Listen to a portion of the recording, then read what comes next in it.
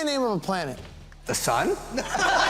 Who was the car company Tesla named after? Elon Musk. Oh. Elon Musk. Dickhead, it's Henry f***ing Ford, dumbass. Standardized tests show that our people are getting dumber and dumber. The dumber people are overpopulating. The smart people aren't having any children. It's a planet we don't go to. It's a star. It's a star. I still going to say it's a planet. I bet you other people believe on my side. People. But you're saying I bet you it's a planet. We know it's not a planet, who? right? Says who? God, you are dumb. And the worst part of it is that all of this was not by accident. The thoroughly disheartening, but now so often heard phrase, the dumbing down of America. Where is Iran? I know it's in the Middle East, but I'm not sure. Afghanistan, Iran, Iraq. So not knowing where Iraq is on a map, that's ignorance. Saying it's not important to know where it is on a map is saying I'm ignorant and proud of it. What does it feel like when you read? Hard.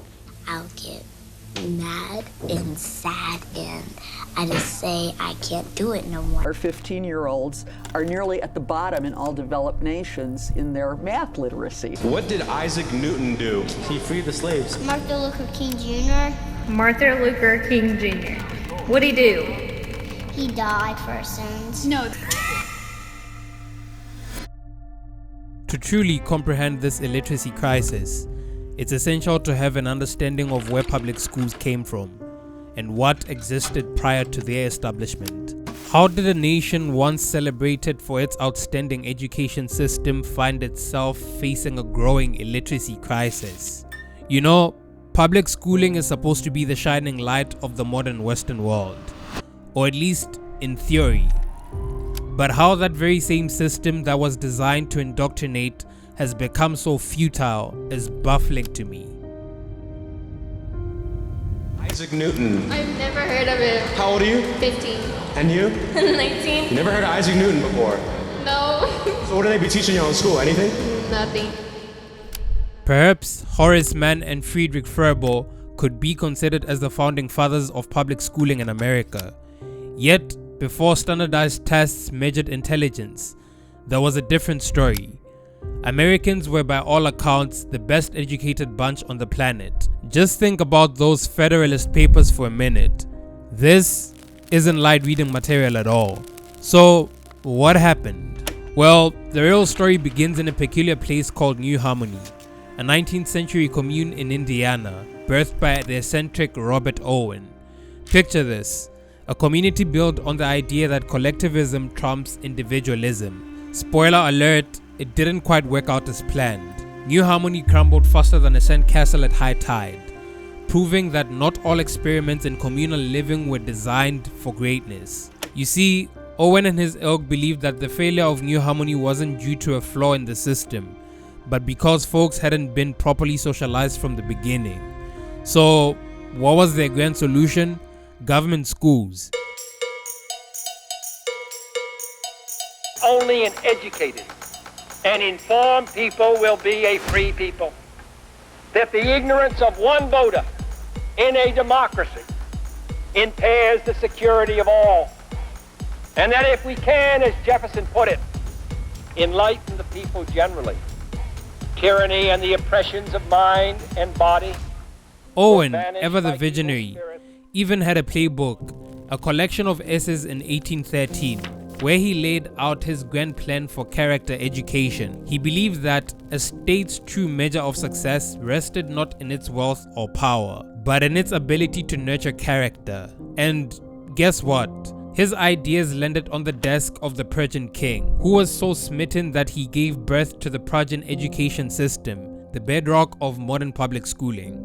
You see, Frederick the Great had a vision for a nationwide public education system. Now, Frederick was no ordinary king. He was deeply influenced by the Enlightenment, a time of great intellectual and cultural awakening in Europe.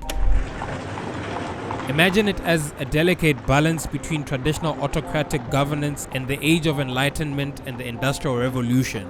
Frederick had big plans. He wanted to build a productive and obedient working class, a workforce that could fuel Praja's dreams of economic and military dominance. But thing is, he wasn't aiming to churn out free-thinking innovators. that was reserved for the aristocracy. Instead, he set out to create competent factory workers, and he did it through education. So, what were Frederick's tricks of the trade?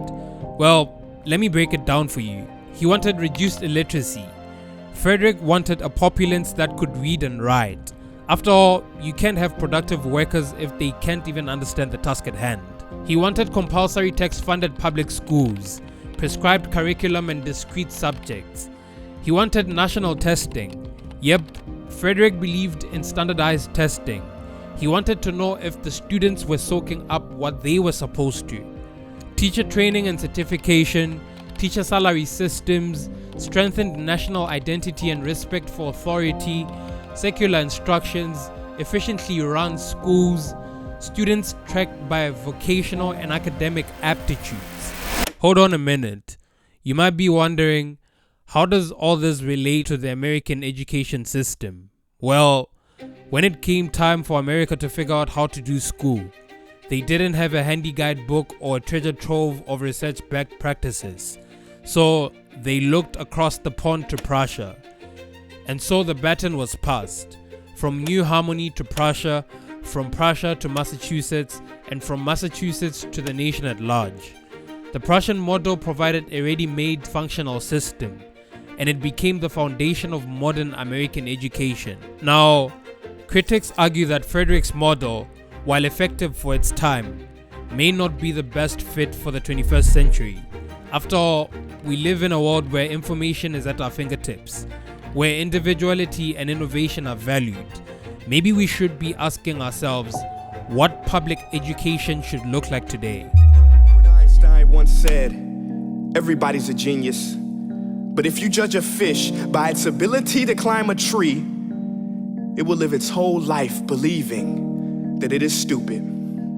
Ladies and gentlemen of the jury, today on trial we have modern day schooling. Glad you could come. Not only does he make fish climb trees, but also makes them climb down and do a 10-mile run. Tell me, school, are you proud of the things you've done? Turning millions of people into robots, do you find that fun? Do you realize how many kids relate to that fish swimming upstream in class, never finding their gifts, thinking they are stupid, believing they are useless? Well, the time has come, no more excuses. I call school to the stand and accuse him of killing creativity, individuality, and being intellectually abusive. He's an ancient institution that has outlived his usage. So, Your Honor, this concludes my opening statement, and if I may present the evidence of my case, I will prove it. Proceed. You see, the very foundation of education itself is one of social control and mass indoctrination. It's a story of how education has been wielded as a powerful tool to shape societies, to mold minds, and ultimately to maintain order. Think of it this way. Education, like a chisel in the hands of a sculptor, has been used to shape not just individuals but entire societies.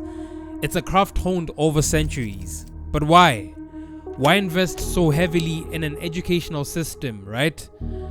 To answer that, we must first recognize that the emergence of the expansion of public education didn't always align with democratic ideals. It began under strict rulers who had a lot of control, with Prussia taking the lead. It's a paradox, isn't it? The very system meant to empower citizens was birthed under regimes that often leaned towards control. In the early 19th century, Europe and Latin America saw the seeds of public primary education being sown, even before the waves of democracy. This raises an intriguing question. Why would non-democratic regimes bother with such an expensive venture? It wasn't necessarily a matter of benevolence, nor solely a push for upward mobility. Instead, primary education was viewed as a potent force for molding beliefs, values, and behaviors. The prevailing idea was to instill a sense of contentment, a respect for authority, and a fear of consequences. Picture a young mind as a pliable canvas. Schools were the brushes, painting the portrait of compliance and deference. It's an easy task. Punish misbehavior and reward proper behavior. Questioning the teacher, speaking out of turn, or disobeying school rules, all punishable in some way, shape, or form. whereas sitting quietly and completing tasks as instructed is praised publicly. Groom them young and you end up with a docile ilk of law-abiding citizens.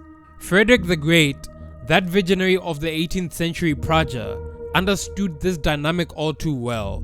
He envisioned a system not for nurturing free thinkers and innovators, but for churning out disciplined workers, staunchly loyal to the state. It was about building a nation of economic and military might. And here's where it gets interesting. Frederick's vision wasn't isolated. It rippled through history, influencing education systems worldwide. Figures like Victor Cousin, Horace Mann, and Domingo Sarmiento, after their journeys to Prussia, returned as heralds of the idea that primary education's goal was fundamentally about moral education.